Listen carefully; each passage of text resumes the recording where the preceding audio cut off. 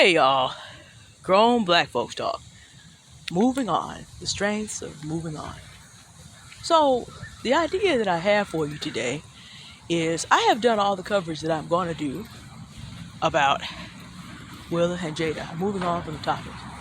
And in doing so, I'm going to demonstrate how the 5 aspects of strength, of human strength, fit into life. I have also got to be really careful because I'm walking through a green field and I'm not using my hiking poles. So if y'all see me looking at the ground at some gopher who left a hole, understand that's just what's going on. Okay. Physical strength, that's not really it, except that I accept the use of a woman's body and therefore her makeup in this way. We can go back and forth and argue about this till the cows come home. I'm on my page clicking off people and not recommending channels that are just still on this on a Thursday. Because a woman is not primarily built for head-on confrontation. We are given protections through estrogen and abilities through estrogen. The other half of the human race was not given for a different purpose. We are endurance and longevity. We live longer, we create other human bodies and endure that and live on. We lose blood for a week and we live on. We have a higher pain threshold to do all this and we live on. And this is why we outlive men. We are also the memory keepers for many cultures because of this. We hold memories because of this, because we have that longevity. And in cultures that honor this, you find many of them have come to the point that they almost worship this fact about women. I don't recommend that. But since I know my physicality is not built to constantly be in confrontation, I therefore use my emotional strength to divest from such conversations. Because it's not a good purpose for me to do that. Next, emotional strength. I don't need to win the argument here because it's not going to be won. The moral code that I have says that even on something as serious as the gospel, because I'm a Christian and I realize a lot of my subscribers are not, my job is not to convince you, abuse you, browbeat you in any way to believe what I believe. My moral code says, put out the truth. And when you've done it, then what do? I read this morning in Ephesians 6. When you've done all, stand. You just stand in the truth. And the people who are going to respond to it will respond to it. And they have a right to move on, to walk on. And then so do you, because you've done your job. On an intellectual level, I thought about it, and addressed some things that are not being brought to light by people who are just covering the issue and reacting to everything. So I dug around, I looked into black history and talked about why are we cool with so much violence? We've been desensitized. I also looked at it as, okay, if physical strength is not the business, what else should we be looking for? We should be looking for the other 4 types for protection, for ourselves and for others, so we protect ourselves and others. Spiritually, I understand the law of sowing and reaping. So spiritual strength is understanding I've done what I have to do, and God will draw people to the light. It's not my job. I can pray for it. I also understand that those of you who support casual physical violence because something is said to somebody that you don't like, if you want to weaponize that, you're sowing seed into your life. The law of sowing and reaping.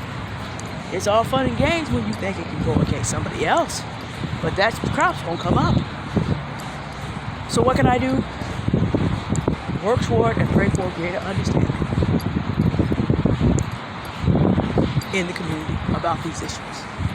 Because sometimes we just don't know. We don't have the information. See, I know that among women, black women, in my generation, there are many who never got to know what I took for granted. My big, strong father holding me as a child on his chest, putting his arms around me and lifting me up. And knowing that in a neighborhood with a crack house, he was defending the house that he was always going to do that. That I was always going to be safe. And then he made friends who were quiet mobsters and ordnance specialists. There wasn't going to be no problem at the house.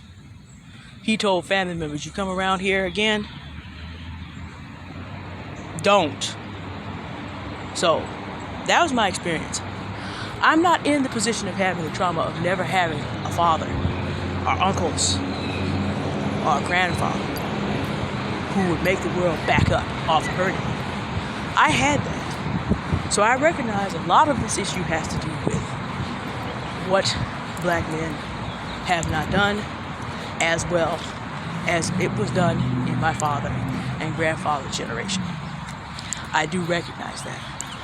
So I haven't experienced that trauma. I can't look at it from that perspective. Wrong is still wrong, but I understand why people take the stance they do, because trauma is real and people's experiences are real. And to see a man physically, my hiking poles are falling apart. They're mad because I'm not using them. No, in reality, hold on, y'all.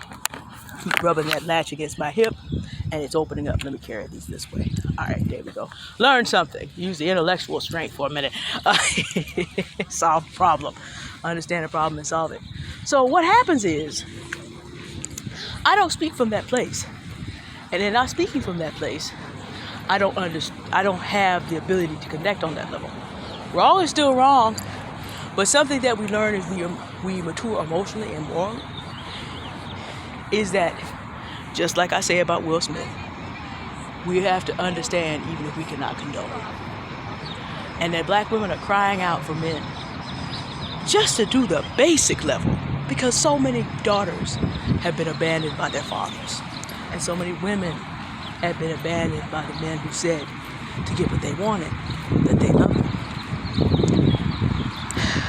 But this goes back to why we're not going to argue about this, and why we're finished with this subject. I'm going to put in this video as ever, if this is your situation, I'm going to put healing resources. Now, mymentor.life, where I have my life coach, has people who minister to single women, single moms, and getting past all that hurt that goes with that. It's possible to be able to come out of that trauma and see things a little bit differently. It's possible.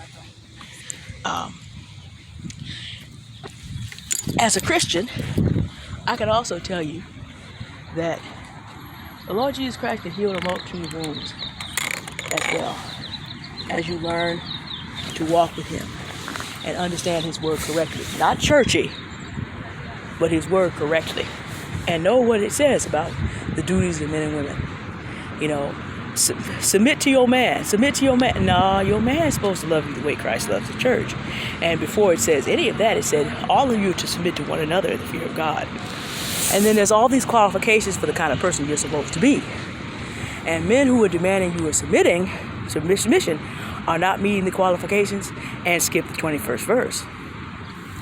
So when you really dig into the word for yourself, and you get a proper understanding, some of the things written to the Jews in the Old Testament are not for you. That's a burden you don't need to carry as a woman. The Bible does not rewrite, a little bit of history for you, the Code of Hammurabi, which already existed at that time and set down the relationships between men and women. And that code was borrowed by a lot of others. But it does correct certain things. And as you progress through the scripture, you actually see women getting more and more rights to inherit. Rights not to be the only person killed when taken in adultery. You get more and more rights as time goes on. Reasons for divorce are laid out, and protections for women are laid out later on as you keep going. That's another thing. When you realize God is not your enemy because you belong to His family. Now, again, I have to give you that from a Christian perspective. I can't give you that from any other. And then there's therapy. Sometimes you need something more extensive than coaching. So I'm going to put the resources that I can in the chat. And then, of course, mymentor.life has a lot of Christian life coaches. So those of you who are on that journey. But those of you who are not can find someone that fits you as well. You can heal. You can learn to walk in all 5 levels of strength. And then, once you've learned to do this for yourself and be able to move through your life like this, then you are able to vet on a higher level for everybody else around you. I let men and women go from my life because they're not walking in their 5 strengths. They ain't trying to grow. They're not trying to heal. They're not trying to mature. I don't have time for that. And I don't have energy. I choose not to invest my energy that way. But here's the thing. The more you work on these strengths, the more eligible you are to be in the circles of people who are also working on them. And so you find a circle of people that you grow together, and if you're meant to have a mate, that person may be now or may soon join your circle. Walking in the 5 strengths, learning how to move on from things that are no longer serving you or the people around you is important. It gives you a lot of benefits in your life, including being able to finally have the tools to protect yourself and then choose people that are going to protect themselves and have circles that grow together. And then, if it's God's will, a mate that will protect you as a woman on all 5 levels, not just the physical.